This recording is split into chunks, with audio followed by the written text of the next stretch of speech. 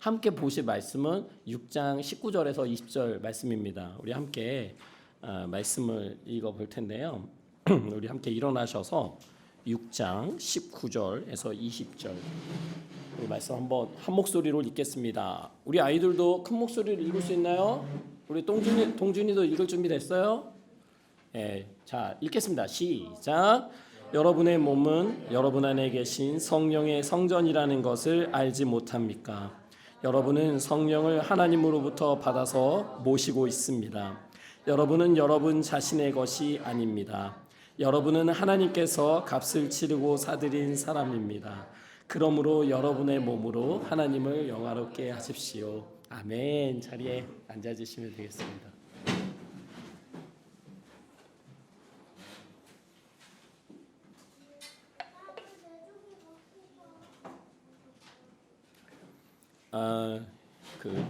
저희가 7월부터 아마 7월 둘째 주부터요. 찬양 인도자, 예배 인도자 일종의 세미나기도 하고요. 학교라고도 하는데 그거를 한 8주간의 과정을 저희가 진행할 예정이고 그 준비해 주시는 강세원 전도사님, 찬양사역자분을 제가 코로나 걸리셔가지고 이번 주에 줌으로 만났어요. 그래서 계획도 세우고 서로 대화도 나눴고 그래서 이제 오늘 예배 마치면 이제 신청자를 받을 겁니다. 근데 지금 보시면 아시겠지만 목이 갔어요. 저의 성대를 위해서라도 빨리 찬양 인도자가 세워지면 좋겠는데요. 뭐 때가 있겠죠. 어쨌든 기도하시면서 함께 기대하셔도 좋을 것 같습니다. 오늘의 말씀의 제목은 저희 이야기 침례교회 창립 이래로 처음으로 시도하는 이 땡땡 비워놨어요. 이거를 과연 누가 맞힐 수 있을 것인가? 맞히는 분에게 뭐 선물 드려야 되지 않습니까? 자, 성경책 보지 마시고 땡입니다. 아쉬웠어요. 우리 경주에서도 그 밤에 맞추는 거 있었잖아요. 마음 뭐 그거 저 비슷해요. 나의 몸 하나님의 손 들고 해야 돼. 성전 정답. 좋습니다. 선물 따로 챙겨드리겠습니다. 요거 드셔야 돼요. 이거 하셔야죠. 나의 몸 하나님의 성전. 오늘의 제목입니다. 나의 몸 하나님의 성전.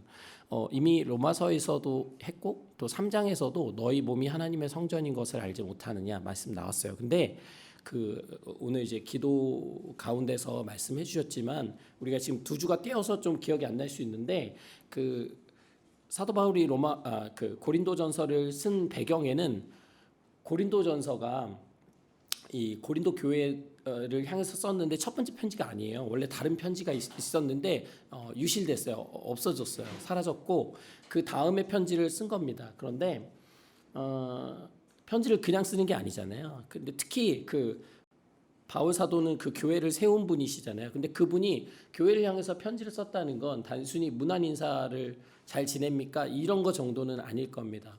뭐 잘 지내면 서로 연락 안 해도 되잖아요. 무소식이 희소식이라고. 근데 고린도 교회 안에 있는 너무나 많은 문제들을 전해 들었어요.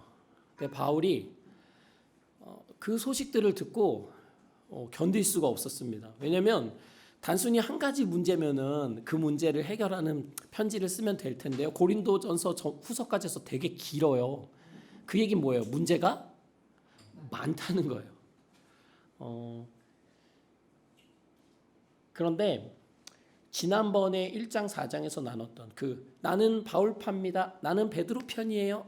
나는 아볼로 편입니다. 저는 그리스도 편이에요. 이렇게 교회가 4그룹으로 갈라졌을 때 너희 몸이 하나님의 성전인 것을 알지 못하느냐 했을 때 그 몸은요 개개인의 몸이라기보다도 교회를 우리가 몸이라고 하거든요. 그리스도의 몸이라고 해요. 그래서 너희 몸, 그러니까 너희 교회가 하나님의 성전인 것을 알지 못하느냐 이런 말씀이었어요.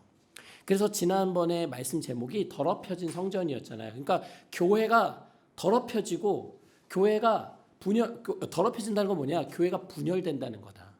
교회가 서로 자기의 욕심, 자기의 가치관을 따라서 그 안에 그룹들이 나눠지기 시작하면 결국 교회가 어지럽혀지고 더러워지는 것이다. 이제 그런 말씀을 나눴습니다. 근데 오늘 이야기하는 나의 몸 하나님의 성전은 이것은 1차적으로 우리 개개인을 말해요. 그러니까 개개인이 하나님의 성전이라는 얘기입니다. 자, 이렇게 설명을 하면서 오늘 말씀 5장에서 6장까지의 말씀을 나눠볼 텐데, 오늘 제가 말씀을 준비하면서 조금 고민이 됐어요. 왜냐하면 내용이 이게 그 수위가 너무 높아가지고 그 성경에 수위 높은 이야기들이 나오는 그 있거든요, 본문들이. 근데 오늘 5장 6장은 실제로 좀 그렇습니다. 그렇지만 제가 굉장히 순화하고 아름답게 부드럽게 좀 나눠보도록 하겠습니다. 여러분, 고린도 교회는 그 맨 처음 편지 쓸 때요, 사도 바울이 막 고린도 교회 어떻게 하죠? 맨 처음 편지 쓸 때 고린도 교회 칭찬하잖아요. 고린도 교회가 무슨 좋은 점이 있었죠? 고린도 교회의 장점.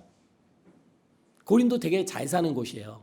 그리고 사람들이 많이 오고 다양한 문화가 있고 굉장히 앞서가는, 어떻게 보면 뭐 한국으로 따지면 서울 중심, 뭐 강남이라고 보셔도 되고요. 정말 그 나라를 대표하는, 뭐 그 도시를 대표하는 정말 그런 곳입니다, 고린도. 근데 여러분, 고린도 교인들이 또 고린도 교회가 칭찬받을 만한 일이 뭐가 있죠? 뭘 잘하죠? 신앙. 신앙이 좋아요. 맞아요. 열심히 교회 나오고요. 예배도 열심히 드렸고요. 말씀도 잘 알고요. 기도도 열심히 했고요. 맞아요. 신앙이 좋았어요. 또 교제도 굉장히 뜨겁게 했어요. 친한 사람들끼리만 모여가지고 굉장히 뜨거운 교제를 했어요. 은사가 많았어요. 이게 고린도 교회 아주 특징인데요. 은사라는 건 하나님께서 주시는 특별한 그 사람만이 가지고 있는 재능이에요. 이제 나중에 은사에 대해서 다루겠지만 그런 것들이 막 고린도 교회 교인들에게 넘쳐났습니다. 그래서 누가 봐도 부러움의 대상이 되는 교회였어요. 너무 멋진 교회였어요. 멋진 교인들이었습니다. 그런데 그런 교회가 분열됐던 거죠. 왜냐? 고린도 교회, 고린도 지역이 굉장히 엘리트적인 것을 추구하는 사회였습니다. 그런 도시였어요. 계속 경쟁하는 사회였고, 그리고 지식인들, 소피스트들을 중심으로 사람들이 모여요. 나는 그 사람의 제자야. 나는 그 사람의 제자야. 그래서 내가 추종하고 따르는 사람이 높은 사람이면 나도 막 높아진 것 같은 거예요. 그런 아주 세속적인 가치관이 교회에 그대로 들어오다 보니까 우리 교회에서 누가 위대한 지도자냐? 바울이냐? 베드로냐? 아볼로냐? 예수 그리스도냐? 이런 말도 안 되는 일들이 벌어졌던 거죠. 그런데 고린도 교회의 문제는 여기서 끝나지 않습니다.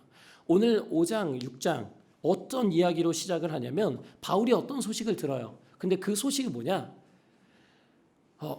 이 교회 안에 어떤 받아들일 수 없는 음란한 행동들이 있었습니다. 성적으로 문란한 행동들이 있었어요. 근데 이게 일반적인 것이 아니라요, 도를 지나쳐서 뭐였냐면 자기 아버지의 아내를 데리고 산다. 교회 안에 성도가 자기 아버지의 아내, 이게 엄마가 아니고요, 이제 이거 계모죠, 일종의. 자기 친모는 아닌데 계모를 데리고 산다는 거예요. 무슨 얘기냐? 계모를 배우자로 집으로 데리고 산다는 거예요.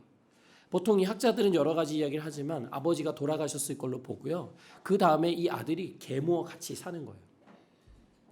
이런 일이 교회 안에서 벌어지고 있다는 겁니다. 여러분 상상이 되세요? 여러분, 우리 교회가 뭐 오늘날의 교회가 타락했다 뭐 이런 얘기 하는데요. 아니에요. 제가 볼 때는 초대 교회가 훨씬 더 타락했어요. 뭐 지금은 굉장히 뭐 한국 교회는 문제다. 아니에요. 훨씬 더 문제인 교회 많아요, 성경 안에. 오늘 고린도 교회 안에 이런 일이 벌어집니다. 그런데 바울이 뭐라고 이야기하냐면 고린도 도시가 아무리 타락했어도 이런 일들은 신앙이 없는 사람들도 받아들일 수 없는 일이다. 자기의 계모를 데리고 산다는 거? 이거는 있을 수 없는 일이다. 그런데 이 일이 여러분이 있는 그 고린도 교회 안에서 벌어지고 있다니 이게 무슨 말인가? 근데 여러분, 진짜 문제는 뭔지 아세요? 이런 일이 벌어졌어요. 근데 진짜 문제는 뭘까?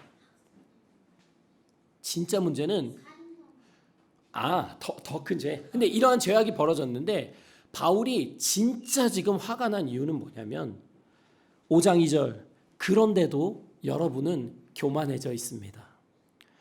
오히려 여러분은 이런 일을 통탄해하고 아파하고 그러한 일을 저지른 자를 여러분 가운데서 제거했어야 되는데 그러지 않고 여러분 아무 문제 없이 그냥 그래도 돼 하면서 받아주면서 예배 열심히 드리고 뜨겁게 예배 드리고 열심히 교회를 섬기고 그냥 신앙생활 하고 있다는 거예요.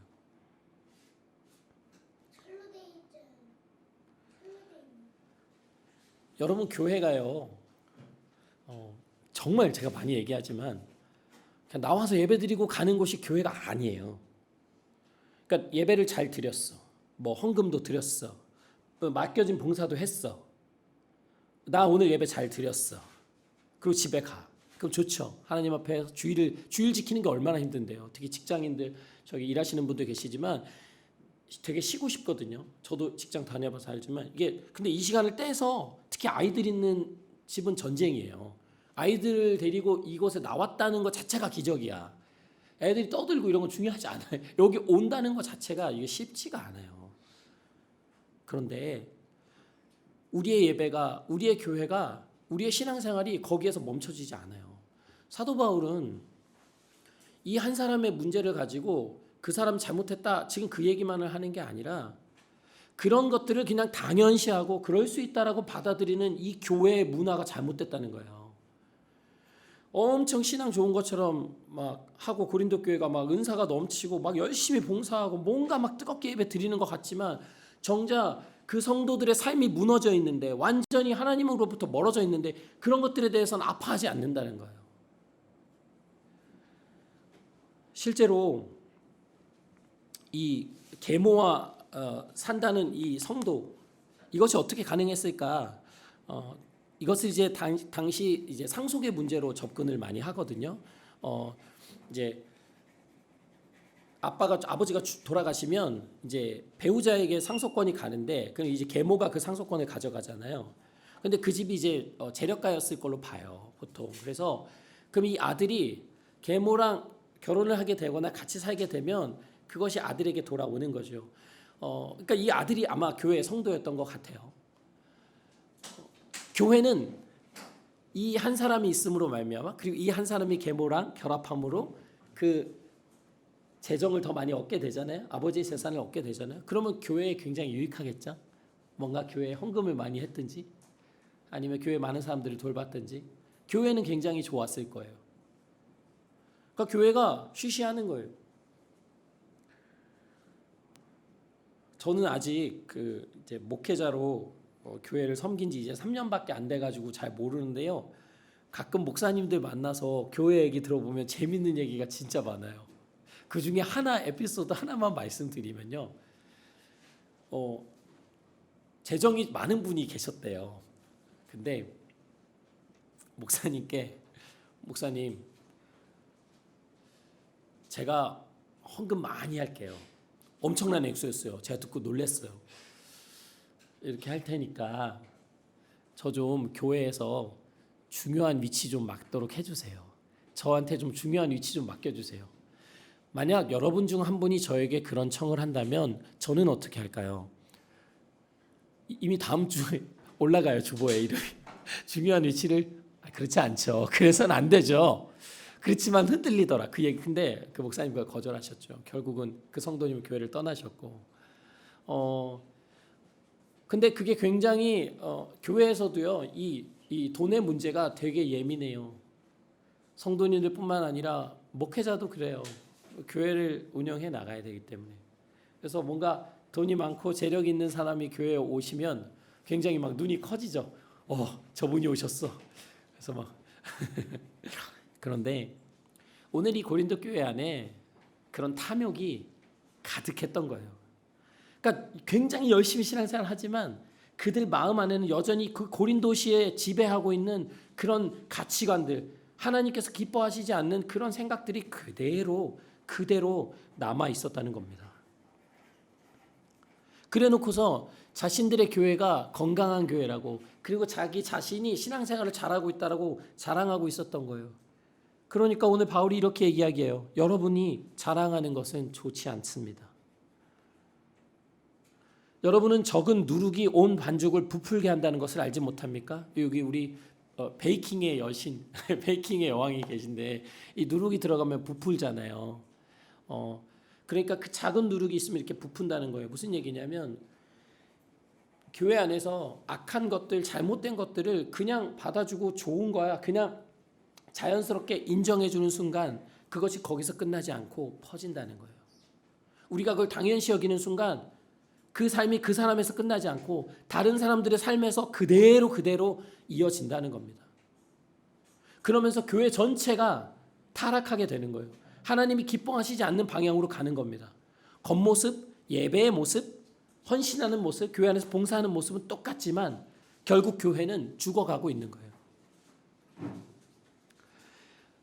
바울이 첫 번째 편지를 썼을 때 이미 거기에 뭐라고 썼냐면 여러분은 이 성적으로 잘못된 일을 하는 사람들과는 사귀지 마십시오. 이렇게 얘기하게요. 음행하는 사람들과 사귀지 말라고 얘기를 했거든요. 그런데 그리고 그 안에는 무슨 얘기가 들었냐면 음행하는 사람들, 그다음에 탐욕적인 사람들, 그다음에 남의 것을 빼앗는 사람들, 우상 숭배하는 사람들, 이런 사람들을 사귀지 말라 이렇게 얘기해요. 무슨 문제가 생겼냐면 그 편지를 받아보니까 고린도 교인들이 결국 그러면 이 세상에서 어떻게 살아야 돼? 자기 혼자 살아야 돼요. 맞아요. 자기 혼자 살아야 돼요. 사람 만나면 안 돼. 특히나 고린도 안에는 이런 죄들이 아주 널리 퍼져 있었는데 그러면 이런 사람들을 사귀지 말라고 편지를 쓰니 아무도 만나지 않고 그냥 산에 올라가서 혼자 살아야 돼. 아니, 교회만 있어야 돼. 그래서 사도 바울이 다시 그 오해를 풀기 위해서 지금 고린도전서를 쓰고 있는 거예요.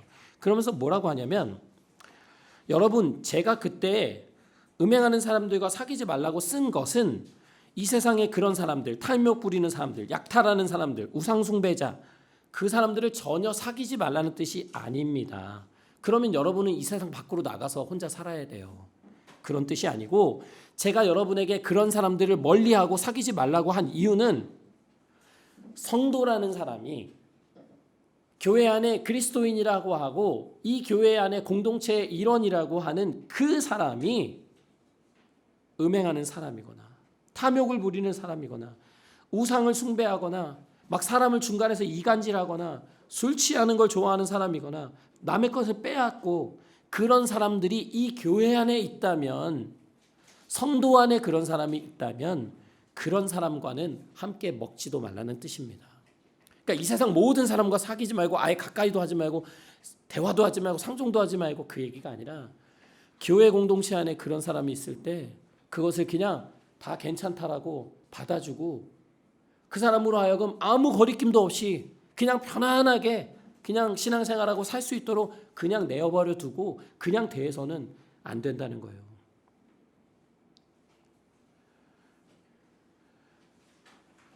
여러분 제가 오늘 초반에 말씀드렸잖아요. 교회가 그냥 예배 잘 드리고 가는 곳이 아니고 하나님께서 기뻐하시는 삶을 나도 살아야 되지만 우리 공동체가 그렇게 살아갈 수 있도록 서로를 돌아보아야 돼요. 서로의 삶을 걱정해주고 또 고민해주고 또 위해줄 수 있어야 돼요. 우리의 삶이 무너지면 또 그 무너진 삶을 그냥 당연시 여기는 교회 공동체가 되면 그 교회 공동체는 힘을 잃어요. 겉으로는 되게 번지르르 할 수 있고 우리도 교회 건물 멋진 건물 생겨서 사람도 많이 모이고 할 수 있지만 오늘 사도 바울은 그런 고린도 교회를 향해서 지금 아주 강하게 질책하고 있는 겁니다.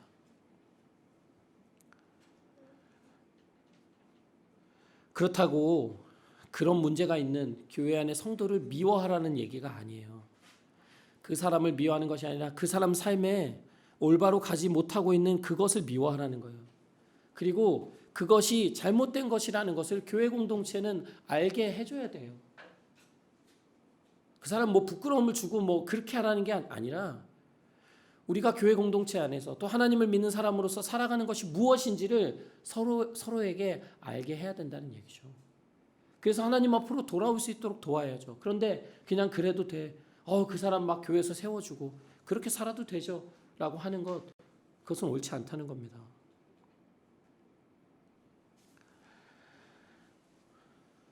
고린도 교회요. 문제가요.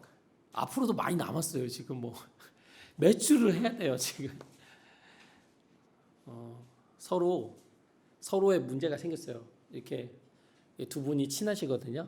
근데 두 분이 갈등이 생겼어요.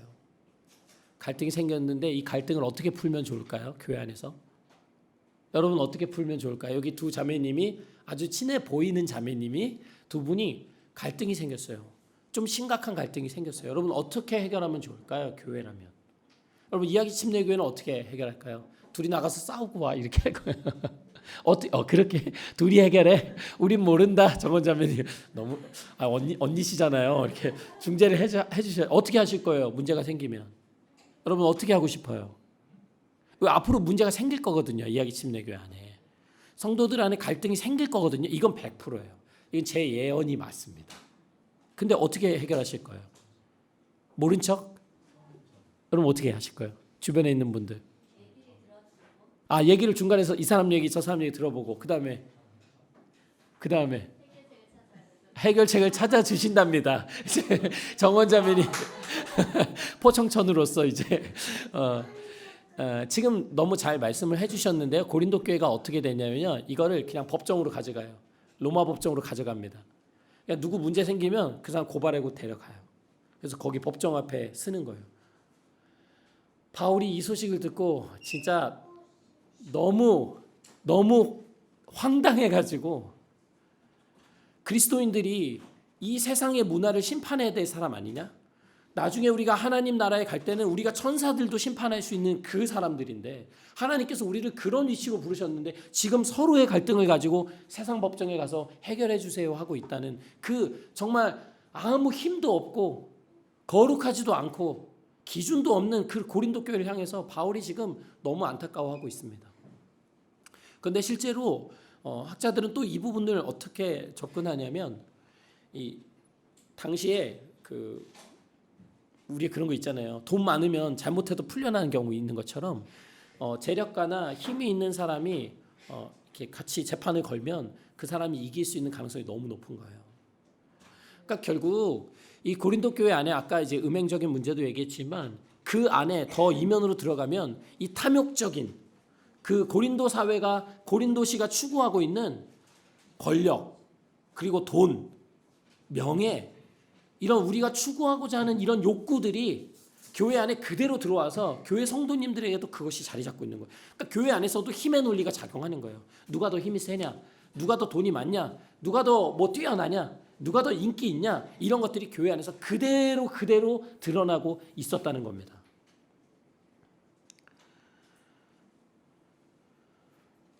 바울은 이런 고린도 교회 교인들을 보면서 뭐라고 하냐면 여러분 실패했습니다.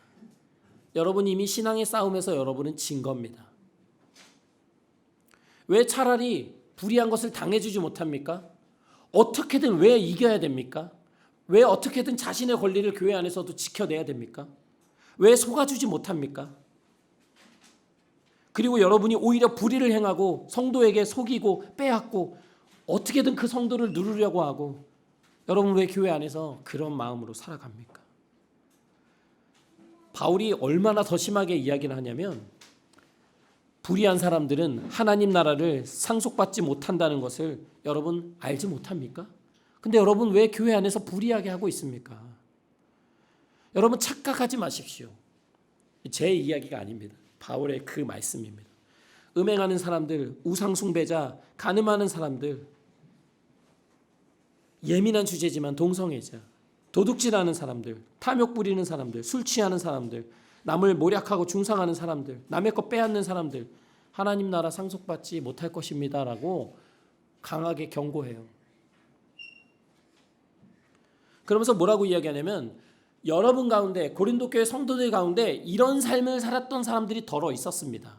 그러니까 과거에 예수님을 믿기 전에 고린도 교회 교인이 되기 전에 그런 삶을 살았던 사람들이 더러 있었습니다. 그러나 여러분은 예수 그리스도의 이름과 하나님의 성령으로 그런 모든 죄에서 씻겨진 사람들입니다. 거룩하게 된 사람들입니다. 의롭게 된 사람들입니다. 여러분 예전에 그런 삶을 살았고 이런 고린도의 가치관 그대로 이 고린도시에서 살았던 사람들이지만 이제는 여러분 아니지 않습니까? 이제는 예수 그리스도께서 여러분의 모든 과거와 죄들을 씻어주셨고 그 삶에서 여러분을 건져주셨고 성령 하나님께서 여러분 안에 계신데 어떻게 여전히 그 모습을 교회 안으로 그대로 가지고 올 수 있습니까? 옛날에 그런 모습을 벗어 던져야 되지 않겠습니까? 바울이 이렇게 이야기하는 거예요. 여러분 예수님 믿는 거가 뭐예요? 왜 예수님 믿어요? 그러면 천국 가려고요. 뭐 이렇게 어릴 때부터 배웠어요. 그렇지 않아요. 성경이 계속 우리한테 사탕 주듯이 예수님 믿어야 천국 간다. 예수님 믿어야 천국 가. 예수님 믿어야 좋은 거야. 그래야 영원히 행복해. 그렇게 우리를 유혹하지 않습니다. 예수 그리스도를 믿는다는 건 예수님의 은혜로 그 희생으로 우리의 죄가 씻겨지고 우리의 삶이 과거의 삶에서 하나님을 향해서 가는 것을 말해요. 우리의 삶이 돌아가는 것, 회개하는 걸 말해요. 그리고 우리가 더 이상 우리 자신의 생각과 의지와 욕망대로 사는 것이 아니라 우리 안에 하나님의 영, 성령을 모시고 살아간다는 것을 의미하잖아요. 이게 어려운 얘기가 아니라 이것이 예수님을 믿는다는 거예요. 그런데 고린도 교회 고인들이 겉모습은 굉장히 그런 모습처럼 예수님을 믿고 막 성령으로 막 뜨거워진 사람들처럼 보이지만 실제 그들의 삶 속에는 예수님이 주인이 아니라는 거예요. 성령의 인도하심을 받으면서 사는 모습이 아니라는 겁니다. 바울은 이렇게 이야기해요. 모든 것이 저에게 허락되어 있습니다. 그 얘기는 뭐냐면요. 우리가 로마서에서 그랬나요? 그 우상 숭배 제물 먹는 거 있었잖아요. 근데 여러분 제물을 먹어야 돼요? 먹지 말아야 돼요? 우상에게 드려진 제물 먹어도 돼요? 아니면 먹으면 안 돼요? 말씀을 잘 들으신 분이라면 대답할 수 있겠죠? 처음 듣는 것처럼 그런 눈빛 하시면 제가 당황스럽죠? 자, 우상에게 바쳐진 제물인데 시장에서 팔아요. 나는 그리스도인이에요. 이거 사서 먹어도 돼요? 안 돼요? 돼요. 먹는 거였어요. 먹어야죠 무조건. 자, 먹어도 돼요? 안 돼요? 먹어도 돼요? 우상에게 바쳐졌는데? 에? 케이스 바이 케이스 뭐야? 뭐 맛에 따라서요. 케이스 바이 케이스는 뭐야? 맛없으면 안 먹고 맛있으면 먹고 먹어도 됩니까? 송이자매 먹어도 됩니까? 먹고 싶으세요? 안 먹어?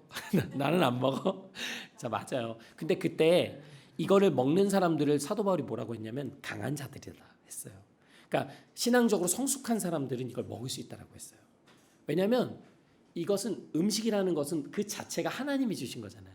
애초에 아무리 우상에게 드려졌다 해도 이건 하나님 거야. 나는 거리낌 없이 먹고 하나님을 위해서 살아갈 수 있어요. 그게 신앙이 강한 자거든요.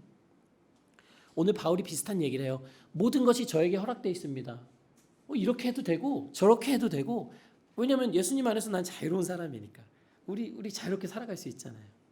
그런데 예수님 믿는다는 것이 모든 것을 그냥 해도 된다는 얘기는 아닙니다. 바울이 얘기해요. 모든 것이 나에게 허락되어 있지만 모든 것이 유익한 것은 아닙니다. 여러분 음식을 먹으면 어디로 들어가죠? 뭐가 부르죠? 배가 부르죠. 또 배는 또 음식을 위해요. 서로가 서로를 원하죠. 근데 언젠가는 우리가 이렇게 음식 먹는 것도 이 생이 닿으면 끝나잖아요. 우리의 몸 썩어 없어질 것이죠. 그래서 어떤 사람들이 어떻게 생각했냐면 당시에 예수님 믿는 사람들이 이렇게 생각했어요. 우리의 영혼이 중요해. 영혼 구원이란 말 들어보셨죠? 우리의 영혼이 구원받아. 실제 그래요? 그렇지 않아요. 이제 나중에 우리 성경 더 깊이 한번 볼 텐데 우리의 몸이 부활한다고 성경은 말해요. 그런데 영혼 구원 이렇게 얘기하다 보면 어떻게 되냐면 이 땅에서 우리가 살아가는 삶이 안 중요한 거야. 나 예수님 믿었으면 영혼이 구원받으니까 내가 이 땅에서 내 마음대로 살든 저렇게 살든 이렇게 살든 안 중요해. 이것은 굉장히 이단적인 생각이에요. 전혀 이건 기독교의 가르침하고 성경하고 맞지 않아요. 그런데 그렇게 생각하다 보니까 어떻게 되냐면 배고프면 그냥 아무거나 다 먹는 거죠. 그냥 이 몸 그냥 마음대로 살아도 영혼 구원 받으니까. 이게 어디까지 가냐? 음행까지 가는 거예요. 내가 원하는 쾌락을 추구하면 내 마음대로 살아도 돼. 왜? 영혼이 중요하잖아. 바울은 이야기합니다. 몸은 음행을 위해서 있는 것이 아니라 주님을 위해서 있는 것이고 주님은 우리 몸을 위해서 계십니다. 우리의 신앙이요 영혼을 얘기하는 게 아니에요. 영혼만 얘기하는 게 아니에요. 우리의 몸이 신앙에 굉장히 중요해요. 여러분 몸이 있어서 예배하러 나오셨잖아요. 아니면 영혼만 보내시죠. 집에 계시고 쉬시면서 영혼만 갔다 오라고 하죠. 교회. 안 되잖아요. 그렇게. 그 돼요? 연애하는데 내 마음만 전할게. 그 되나요? 같은 시간을 보내야죠. 오늘 바울은 계속해서 몸에 대해서 이야기하는 거예요. 하나님께서 주님을 예수 그리스도를 살리셨으니 그의 권능으로 우리도 살리실 것인데 여러분의 몸이 그리스도의 지체라는 것을 알지 못합니까? 다시 말하면 여러분 한 사람 한 사람의 이 육체 몸이 예수 그리스도의 몸이라는 것을 알지 못합니까? 무슨 얘기냐면 예수 그리스도는 우리의 머리라고 얘기하거든요. 성경은. 그러니까 예수님의 말씀하심과 생각하심을 따라 우리 몸들이 각 지체, 손과 발, 다 모든 기관이 돼서 움직이는 거예요. 그런데 오늘 바울이 뭐라고 하냐면 여러분이 지체인 것을 알지 못합니까? 그런데 어떻게 여러분의 몸뚱아리, 팔을 잘라가지고 떼가지고 어떻게 악한 창녀의 지체를, 음행의 지체를 만들 수 있겠습니까? 이게 무슨 얘기냐면 음행이라는 것은 몸과 관련된 거잖아요. 근데 이 몸이 우리 예수님과 연결되는데 이 몸이 다른 사람과 합하면 음행에서 다른 것과 합하게 되면 예수님의 몸이 찢어지는 거잖아요. 그래서 다른 사람과 하나가 되는 거잖아요. 그런 일이 어떻게 있을 수 있습니까? 그럴 수 없습니다. 창녀와 합하는 사람은 그와 한 몸이 된다는 것을 알지 못합니까? 성경이 얘기했잖아요. 두 사람이 결합해서 한 몸을 이룰 것이다. 결혼에 대한 말씀이에요. 그런데 어떻게 이 몸을 다른 사람과 결합할 수 있습니까? 어떻게 계모와 그렇게 할 수 있습니까? 근데 교회가 그것을 그냥 지켜보고 아무렇지도 않게 반응할 수 있습니까? 음행을 피하십시오. 우리가 짓는 모든 죄는 몸 밖에 짓는 거거든요. 다른 사람을 빼앗고 어떻게 하고 다른 사람 그런 거지만 음행을 하게 되면 그것은 자기 몸에 자기가 죄를 짓는 거예요. 내 몸에 그 아픔과 기억이 남아요. 그러면서 말씀하시는 게 오늘 우리가 읽은 6장 19절 20절이에요. 여러분의 몸은 여러분 안에 계신 성령의 성전이라는 것을 알지 못합니까? 여러분은 성령을 하나님으로부터 받아서 모시고 있습니다. 어디에? 우리의 몸 안에. 여러분은 여러분 자신의 것이 아닙니다.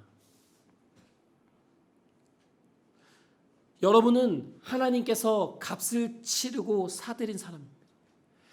그 아들 예수 그리스도를 십자가에 달려 죽게 하심으로 그 희생으로 여러분을 샀습니다. 그러므로 여러분의 몸으로 하나님을 영화롭게 하십시오. 사랑하는 우리 이야기 침례교회 가족들, 우리의 몸 안에 하나님의 성령이 계시다고 성경은 얘기해요. 그렇기 때문에 우리는 우리의 몸을 소중히 여겨야 돼요. 하나님 앞에서 귀한 몸이라는 것을 알아야 돼요. 왜요? 하나님이 우리 안에 계시거든요. 우리의 몸이 상하면 하나님의 마음이 상합니다. 우리가 우리의 몸을 함부로 하면, 그리고 우리가 우리를 자학하면 하나님 그것으로 인해서 마음 아파하십니다.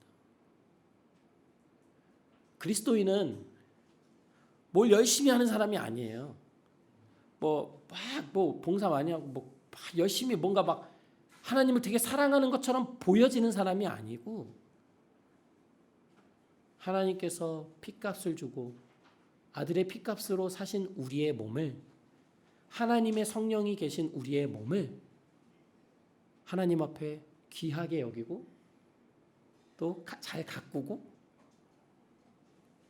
살아가는 겁니다. 그것을 알지 못하고 자신의 몸, 자신의 인생이 하나님 앞에 얼마나 소중한 것인지를 알지 못하고 되게 자기를 자꾸 깎아내린다든지 아니면 환경적인 영향으로 인해서 아니면 비교하는 것 속에서 자꾸 자존감이 낮아지고 나는 왜 이럴까 이렇게 생각한다면 그것은 그렇게 건강한 게 아니에요. 신앙적이지 않습니다.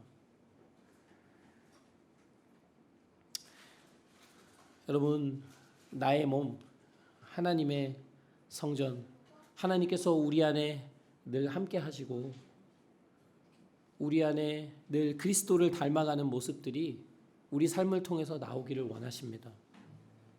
탐욕적인 생각들, 그리고 이 세상이 추구하는 그런 가치관들이 우리 안에 가득 차게 되는 순간 우리의 삶은 점점 하나님과 멀어지고 우리의 성전은 더럽혀져요.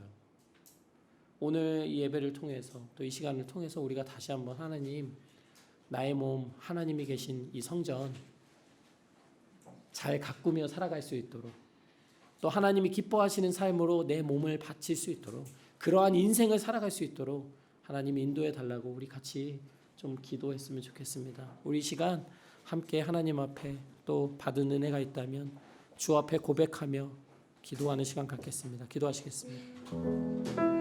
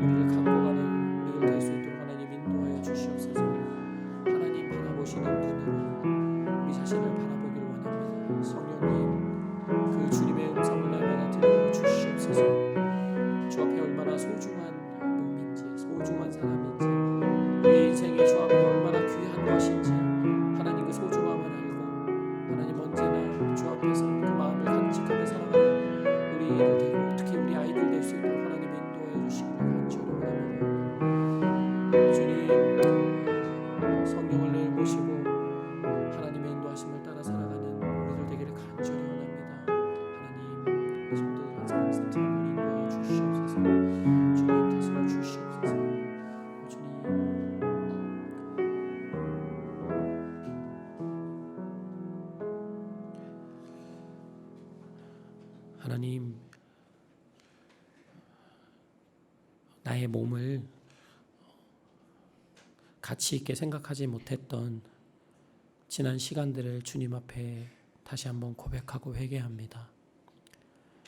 하나님, 또 지금부터 또 앞으로 나 자신을, 또 나 자신의 몸을 하나님이 거하시는 귀한 성전으로 귀히 여기고 소중히 여기며 주님이 기뻐하시는 하루하루의 삶을 살아갈 수 있도록 인도해 주세요. 하나님, 세상에서 계속 우리에게 집어넣으려고 하는 세상적이고 세속적이고 악한 가치관들이 들어올 때마다 주님, 우리가 그것을 느끼게 하시고 그것을 거절하게 하시고 주님의 생각과 하나님의 뜻으로 우리의 몸을 채울 수 있도록 주님 인도해 주세요. 하나님, 연약한 몸을 이끌고 또 한 주를 살아갑니다. 하나님, 우리 귀한 이야기 침례교회 가족들 한 사람 한 사람에게 건강 주시고 또 정신적인 영적인 힘도 주셔서 또 하루하루를 또 맡겨진 일들을 기쁘게 잘 감당할 수 있도록 인도해 주세요. 하나님, 특별히 우리 교회에 주신 귀한 어린아이들 또 학생들 경쟁사회 속에서 살아가면서 비교 속에서 또 갈등 속에서 자신을 낮게 보거나 자존감이 낮아지지 않도록 주님, 늘 주님의 사랑과 은혜를 그들 마음 안에 심어주시기를 원합니다. 감사하고 예수님의 이름으로 기도했습니다. 아멘.